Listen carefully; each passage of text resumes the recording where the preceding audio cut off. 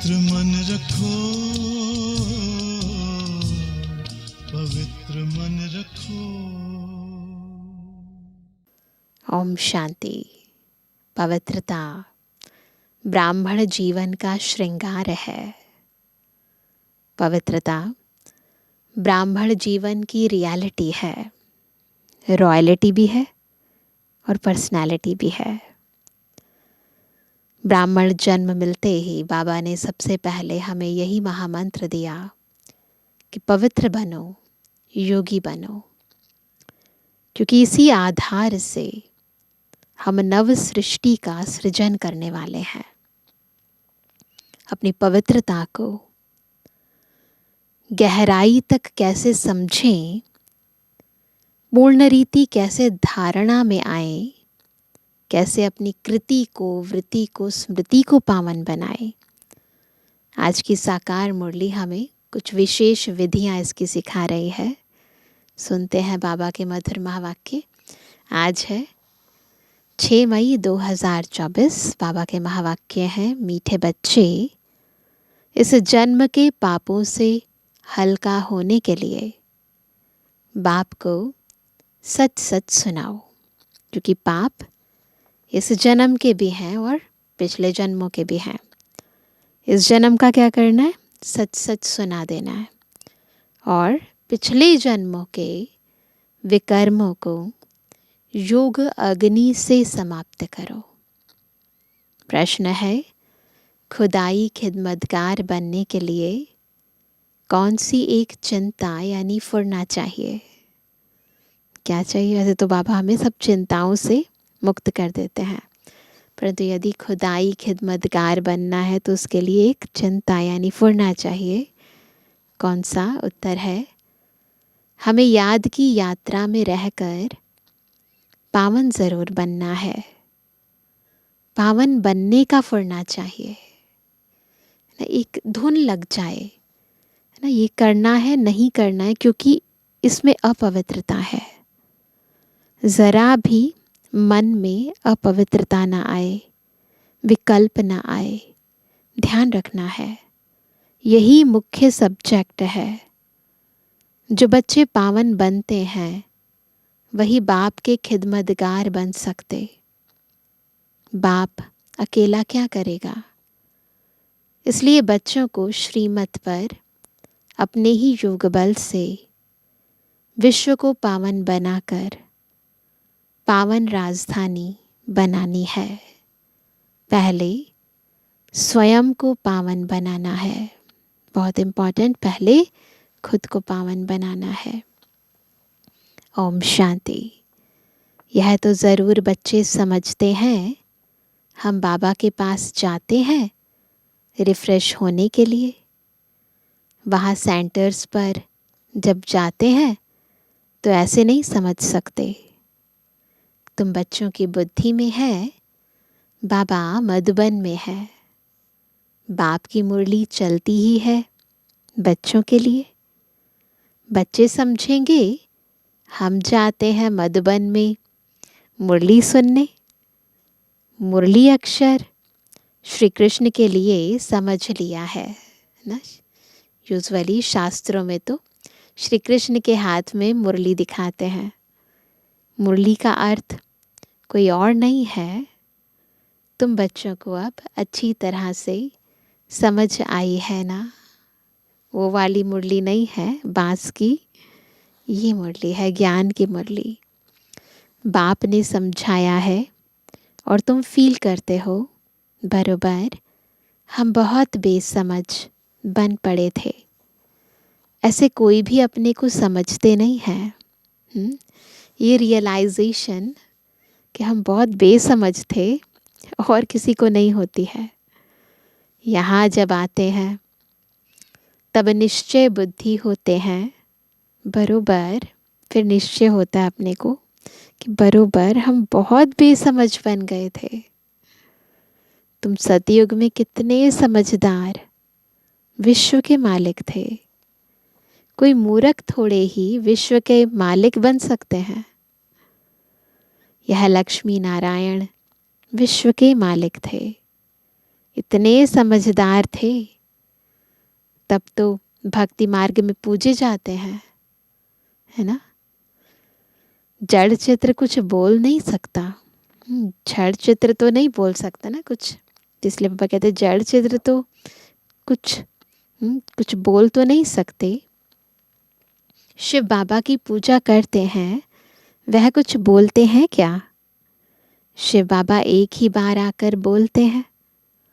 पूजा करने वालों को भी पता नहीं है कि यह ज्ञान सुनाने वाला बाप है। श्री कृष्ण के लिए समझते हैं, उसने मुरली बजाई। जिसकी पूजा करते उनकी ऑक्यूपेशन को बिल्कुल नहीं जानते, तो यह पूजा आदि निष्फल ही हो जाएगी जब तक बाप आए। जब तक बाबा आए तब तक जो कुछ भी किया ना, सब निष्फल। तुम बच्चों में कईयों ने वेद शास्त्र आदि कुछ भी पढ़े नहीं है। अब तुम्हें एक सत्य बाप पढ़ा रहे हैं। तुम समझते हो बरोबर सच्चा पढ़ाने वाला एक ही बाप है। बाप को कहा ही जाता है सत्य।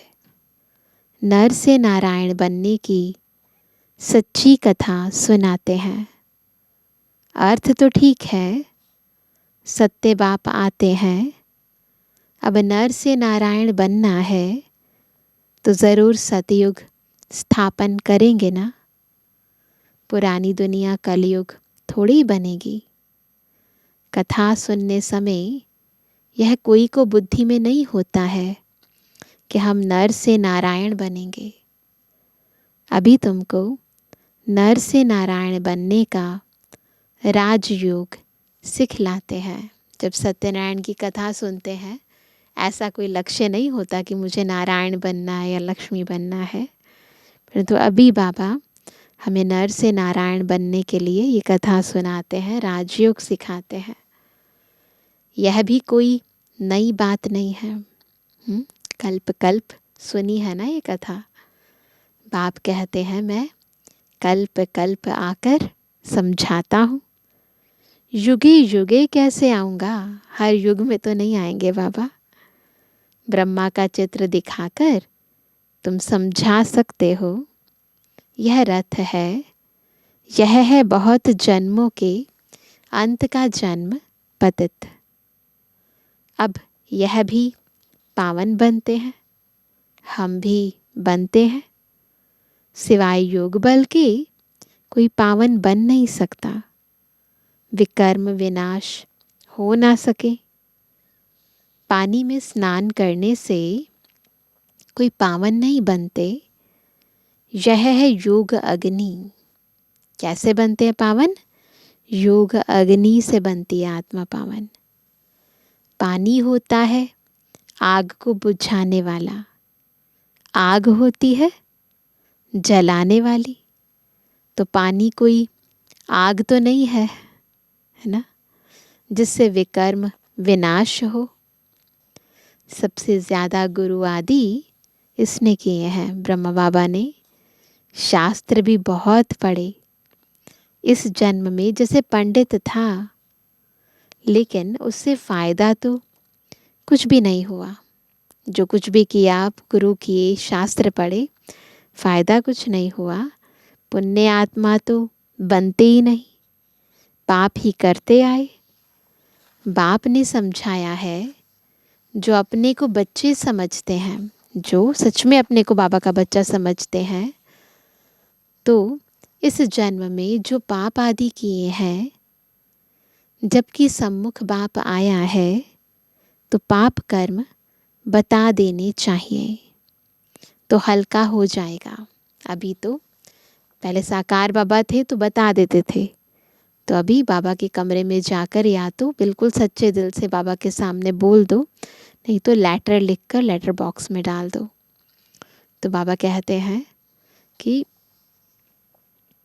इस जन्म में हल्के हो जाएंगे, फिर पुरुषार्थ करना है। जन्म जन्मांतर के पाप कर्म का बोझा जो सिर पर है, उसे उतारना है। इतने जन्मों से बहुत पाप कर्म किए हैं।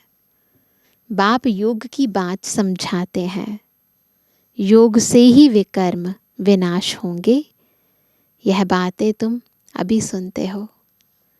सतयुग में यह बातें कोई सुना ना सके। यह सारा ड्रामा बना हुआ है। सेकंड बाय सेकंड यह सारा ड्रामा फिरता रहता है एज इट इज। एक सेकंड न मिले दूसरे से। सेकंड बाय सेकंड आयु भी कम होती जाती है। अभी तुम आयु को कम होने से ब्रेक देते हो, और योग से आयु को बढ़ाते हो। कैसे बढ़ती आयु? योग बल से। अब तुम बच्चों को अपनी आयु को बड़ा बनाना है योग बल से। योग के लिए बाबा बहुत जोर देते हैं, परंतु कहीं समझते नहीं। कहते हैं बाबा हम भूल जाते हैं, न समझते नहीं हैं तो ऐसे एक्सक्यूजेस देते हैं, बाबा हम भूल जाते हैं। तब बाबा कहते हैं योग कोई और बात नहीं, यह है याद की यात्रा। इजी कर देते हैं बाबा। बाप को याद करते करते पाप कटते जाएंगे, अंतमति सुगति हो जाएगी। इस पर एक मिसाल भी देते हैं। कोई ने किसको कहा तुम भैंस हो, तो बस वह समझने लगा मैं तो भैंस हूँ। ये कहानी बताते हैं, दृष्टांत बताते हैं। किसी को कहा है ना कि तुम भैंस हो, और वो समझने लगा कि मैं भैंस हूँ। फिर कहता है मैं दरवाजे से कैसे बाहर जाऊँ, मैं तो भैंस हूँ। बोला इस दरवाजे से निकलो, तो बोला मैं भैंस हूँ कैसे निकलूं। सचमुच जैसे भैंस बन गया, जैसे उसे स्वीकार कर लिया इस बात को कि हाँ सच में मैं भैंस हूँ। यह एक मिसाल बैठ बनाया है, बाकी कोई ऐसा है नहीं। यह कोई यथार्थ मिसाल नहीं है। हमेशा रियल बात पर मिसाल दिया जाता है, एग्जाम्पल दिया जाता है कोई भी रियल बात को समझाने के लिए। स्टोरीज बना दी जाती है, दृष्टांत बना दिए जाते हैं ताकि लोग उसे अपनी प्रैक्टिकल लाइफ में ला सकें। इस समय बाप तुमको जो समझाते हैं उनके फिर भक्ति मार्ग में त्योहार मनाए जाते हैं। कितने मेले मलाखड़े आदि होते हैं। बाकी इस समय जो कुछ होता है उनके त्योहार बन जाते हैं। तुम यहाँ कितने स्वच्छ बनते हो। क्या बनते हैं हम? बहुत स्वच्छ बनते हैं। मेले मलाखड़े में तो कितने मैले होते हैं, बहुत धूल मिट्टी होती है ना। तो बाबा कहते हैं शरीर को मिट्टी मलते हैं, समझते हैं पाप मिट जाएंगे। अघोरी साधु कहीं होते हैं ना, भस्म लगाते हैं सारी बॉडी के ऊपर। तो बाबा कहते हैं बाबा का खुद यह सब किया हुआ है। नासिक में पानी बहुत गंदा होता है, नासिक में भी जाते हैं ना स्नान करने, वहाँ जाकर मिट्टी मलते हैं। समझते हैं पाप विनाश हो जाएंगे। फिर उस मिट्टी को साफ करने के लिए पानी ले आते हैं। विलायत में कोई बड़े महाराजा आदि जाते थे तो गंगा जल का मटका साथ ले जाते थे। फिर स्टीमर में वही पानी पीते थे, है ना, पवित्र पानी सोचकर। आगे एरोप्लेन मोटर आदि थे नहीं। 100-150 वर्ष में क्या क्या बन गया है। हम सबके देखते देखते टेक्नोलॉजी कितनी एडवांस हो चुकी है। सतयुग आदि में यह साइंस आदि काम में आती है। वहाँ तो महल आदि बनाने करने में देरी नहीं लगती है, बिल्कुल मिनट मोटर बाबा कहते बन जाते हैं। अभी तुम्हारी बुद्धि पारस बुद्धि बनती है तो सब काम सहज कर लेती है। सारी बुद्धि की बात है। अगर पवित्र बुद्धि है तो चीज़ों को बहुत इजीली कर सकती है। जैसे यहाँ मिट्टी की ईंटें बनती हैं, वहाँ सोने की होती हैं। इस पर माया मच्छंदर का खेल भी दिखाते हैं। गया और देखा चारों तरफ सोना ही सोना है, हीरे ही हीरे, तो सोचे बटोर लो। परंतु थी तो माया ना, तो आए तो कुछ भी नहीं था हाथ में। यह तो उन्होंने नाटक बैठ बनाए हैं दिखाने के लिए। बरोबर स्वर्ग में सोने की ईंटें हैं, उसको कहा ही जाता है गोल्डन एज। तो बाबा कहते हैं इसको कहा जाता है कंट्रास्ट, आयरन एज। स्वर्ग को तो सभी याद करते हैं, चित्र भी उन्हों के कायम है, कहते भी हैं आदि सनातन धर्म, फिर हिंदू धर्म कह देते हैं। देवता के बदले हिंदू कह देते हैं, क्योंकि विकारी हैं तो देवता कैसे कहें। हिंदू कह देते हैं क्योंकि विकारी है। क्योंकि देवता तो पावन होते हैं। तुम कहाँ भी जाते हो तो ये समझाते हो क्योंकि तुम हो मैसेंजर, पैगंबर। बाप का परिचय हर एक को देना है। कोई झट समझेंगे कि बरोबर तुम ठीक कहते हो, दो बाप बरोबर हैं। कोई कह देंगे परमात्मा तो सर्वव्यापी है।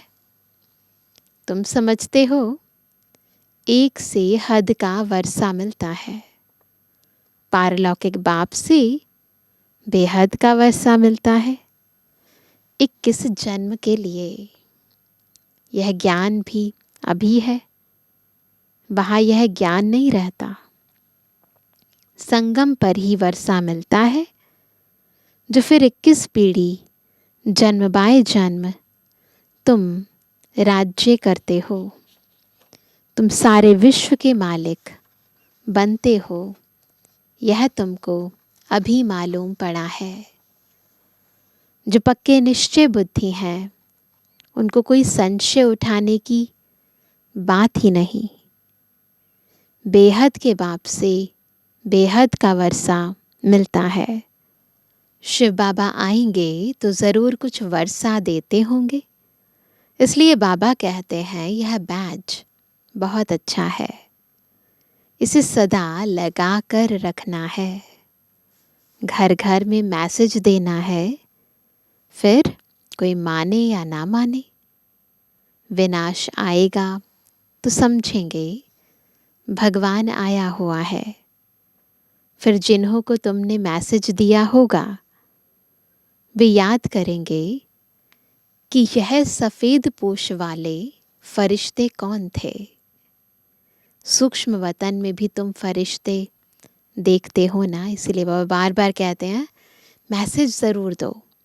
जब टाइम आएगा तो उन्हें याद आएगी। तुम जानते हो मम्मा बाबा योग बल से ऐसे फरिश्ता बनते हैं, तो हम भी बनेंगे।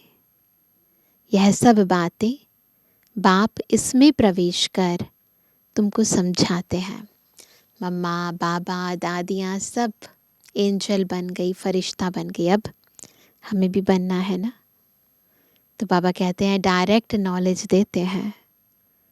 जो बाबा में नॉलेज है वह तुम बच्चों में भी है।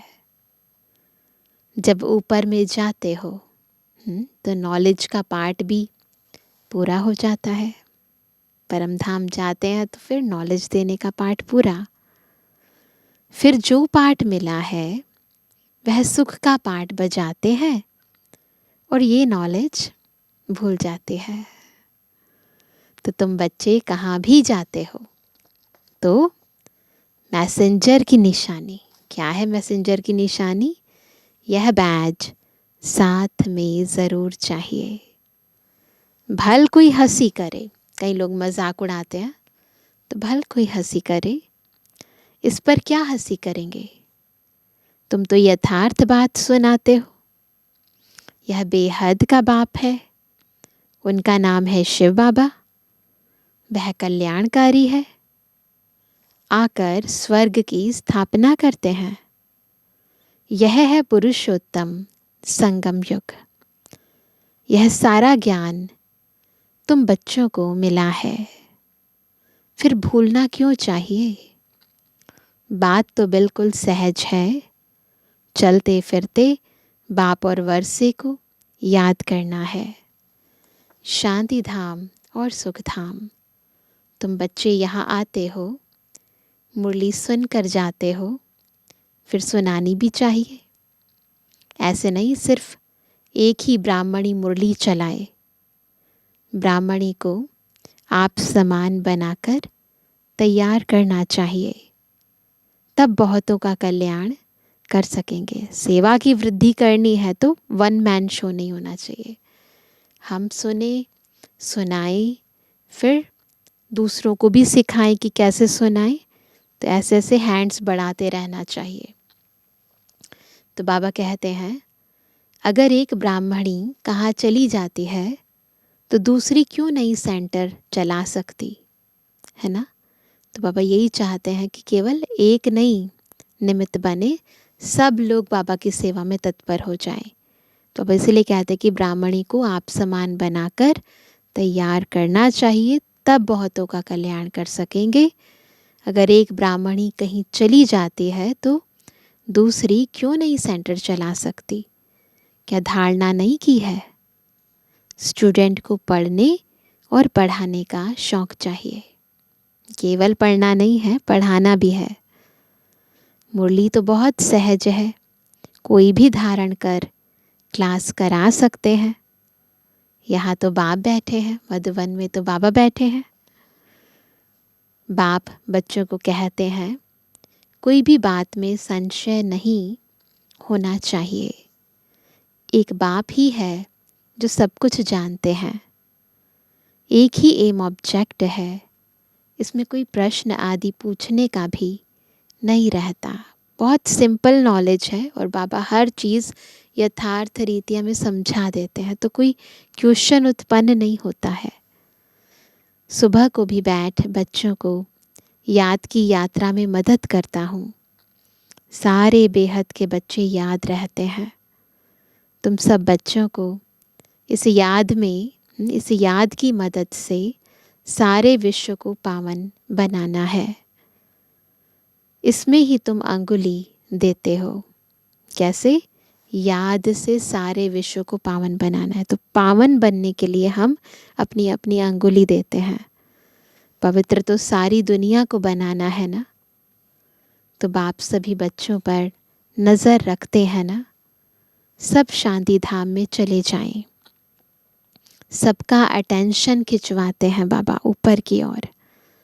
बाप तो बेहद में ही बैठेंगे। बाबा मधुबन में बैठे है ना, बेहद में बैठे हैं, दायरों में नहीं फंसते बाबा। मैं आया हूँ सारी दुनिया को पावन बनाने, सारी दुनिया को करंट दे रहा हूँ तो पवित्र हो जाए।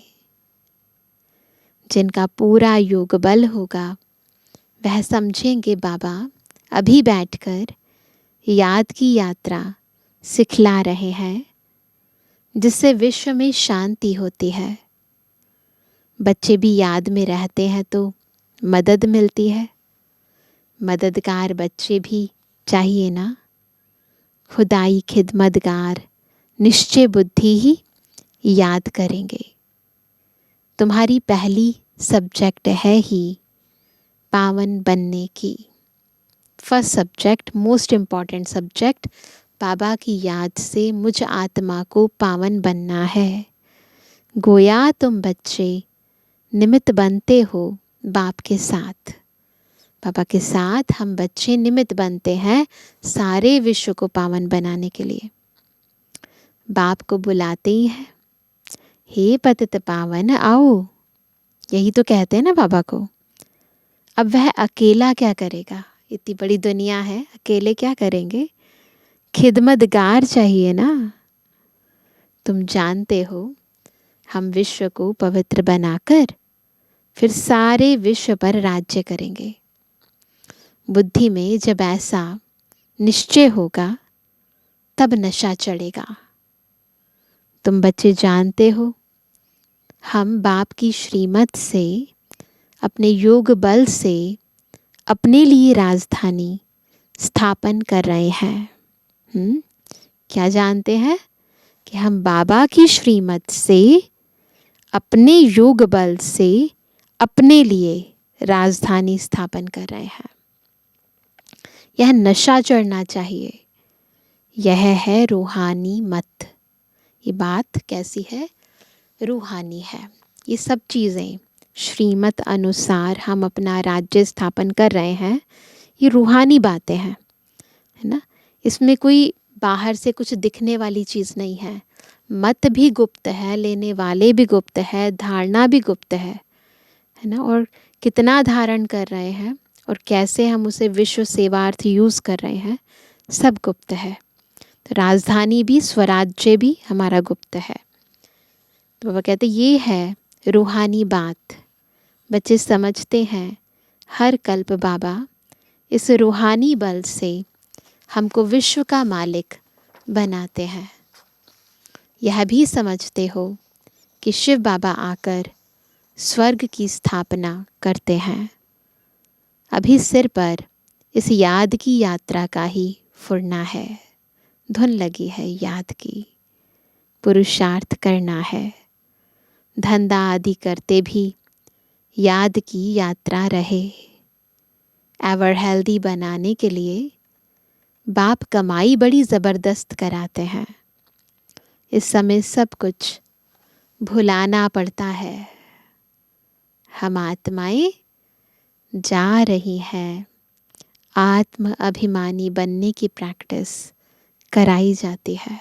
बिल्कुल, कैसे जाएगी आत्मा? इतने बड़े शरीर को तो भुलाना पड़ेगा ना, मन बुद्धि से भुलाना पड़ेगा, है ना। सब कुछ भूलकर फिर बाबा की याद पक्की होगी। तो बस ऐसी फीलिंग आए, हम आत्माएं जा रही हैं, खाते पीते चलते फिरते। यह क्या बाप को याद नहीं कर सकते? कपड़ा सिलाई करते बुद्धि योग बाप की याद में रहे, बहुत सहज है। यह तो समझते हो 84 का चक्र पूरा हुआ है। अभी बाप हम आत्माओं को राजयोग सिखलाने आए हैं। यह वर्ल्ड की हिस्ट्री, ज्योग्राफी रिपीट होती रहती है। कल्प पहले भी ऐसे हुआ था, जो अब फिर रिपीट हो रहा है। यह रिपीटिशन का राज भी बाप ही समझाते हैं। ये सृष्टि चक्र अनादि है, एज इट इज़ रिपीट होता है। ये राज बाबा आकर समझाते हैं। हर एक को ड्रामा में पार्ट मिला हुआ है, वह बजाते रहते हैं।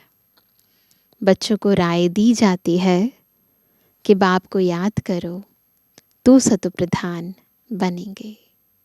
ये राय दी जाती है, सतु प्रधान कैसे बनेंगे? जब बाबा को याद करेंगे। फिर यह शरीर भी छूट जाएगा। एक बार सतु प्रधान बन गए, क्योंकि बॉडी जो है ये पंच तत्वों की बनी है, जो कि तमु प्रधान है। तो हम आत्मा जब सतु प्रधान बन गई तो प्योर आत्मा इम्प्योर बॉडी में रह नहीं पाती, छोड़ देती है। तुम्हारी बुद्धि में अब यही है कि हम आत्मा सतु प्रधान बने, क्योंकि वापस घर जाना है। सतयुग में ऐसे नहीं कहेंगे, वहाँ ऐसे नहीं कहेंगे कि हमें वापस घर जाना है। वहाँ तो कहेंगे एक पुराना शरीर छोड़ दूसरा लेना है। वहाँ तो दुख की बात नहीं। यहाँ यह दुख धाम है, पुराने शरीर है। तो समझते हैं, इनको छोड़ अब वापस अपने घर जाएं। पुरानी चीज़ से वैराग्य आता है। बाप को निरंतर याद करना है। वह निराकार बाप ही ज्ञान का सागर है।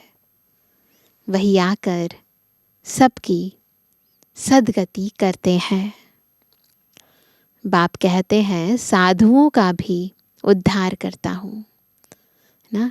गीता में लिखा है, भगवत गीता में, परित्राणाय साधूनाम विनाशाय च दुष्कृता, यानी साधुओं का भी उद्धार करने में आता हूँ। तुम अब एक बाप से योग लगाओ। तुम सब आत्माओं को बाप से वर्षा लेने का हक है। अपने को आत्मा समझ देही अभिमानी बनो और बाप को निरंतर याद करो तो पाप कटते जाएंगे। सिंपल है। अच्छा, मीठे में किसी के लिए जन्मवानी बच्चों पे जुड़वानी बाप दादा का दिल जान सको प्रेम से नंबरवार प्रसाद अनुसार यादगार और बुद्धवानी। रूहानी बच्चों की रूहानी बाप दादा को गुड मॉर्निंग, नमस्ते नमस्ते नमस्ते। धारणा के लिए मुख्य सार, पहला, मुरली सुनकर फिर सुनानी है। पढ़ने के साथ साथ पढ़ाना भी है। कल्याणकारी बनना है। बैज मैसेंजर की निशानी है, यह सदा लगा कर रखना है। दूसरा, विश्व में शांति स्थापन करने के लिए याद की यात्रा में रहना है। जिसे बाप की नज़र बेहद में रहती है, सारी दुनिया को पावन बनाने के लिए करंट देते हैं, ऐसे फॉलो फादर कर मददगार बनना है। हमें भी आत्माओं को सकाश देनी है। वरदान है, कर्म और योग के बैलेंस द्वारा कर्मातीत स्थिति का अनुभव करने वाले कर्म बंधन मुक्त भव। कैसे बनेंगे कर्म बंधन मुक्त? जब कर्म और योग के बैलेंस से कर्मातीत स्थिति का अनुभव करेंगे। कर्म के साथ साथ योग का बैलेंस हो तो हर कर्म में स्वतः सफलता प्राप्त होती है। कर्मयोगी आत्मा कभी कर्म के बंधन में नहीं फंसती। कर्म के बंधन से मुक्त को ही कर्मातीत कहते हैं। कर्मातीत का अर्थ यह नहीं है कि कर्म से अतीत हो जाओ। कर्म करना नहीं छोड़ना है। कर्म से न्यारे नहीं, कर्म के बंधन में फंसने से न्यारे बनो। इम्पॉर्टेंट पॉइंट है ये। कर्म से न्यारा नहीं बनना है, कर्म के बंधन में फंसने से न्यारा बनना है। ऐसी कर्मयोगी आत्मा अपने कर्म से अनेकों का कर्म श्रेष्ठ बनाने वाली होगी। बाबा ने कहा कि ऐसी कर्मयोगी आत्मा अपने कर्म से अनेकों का कर्म श्रेष्ठ बनाने वाली होगी, उन्हें प्रेरणा मिलेगी। उसके लिए हर कार्य मनोरंजन लगेगा, मुश्किल का अनुभव नहीं होगा। स्लोगन है, परमात्म प्यार ही समय की घंटी है। परमात्म प्यार ही समय की घंटी है जो अमृत वेले उठा देती है। तो कौन सा अलार्म लगाएंगे? परमात्म प्यार का, है ना।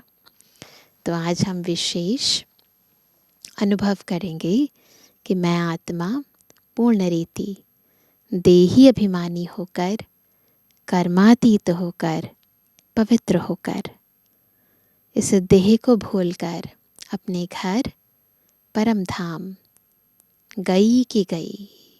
बार बार देह और दुनिया को भुलाने का और ऊपर जाने का अभ्यास करेंगे।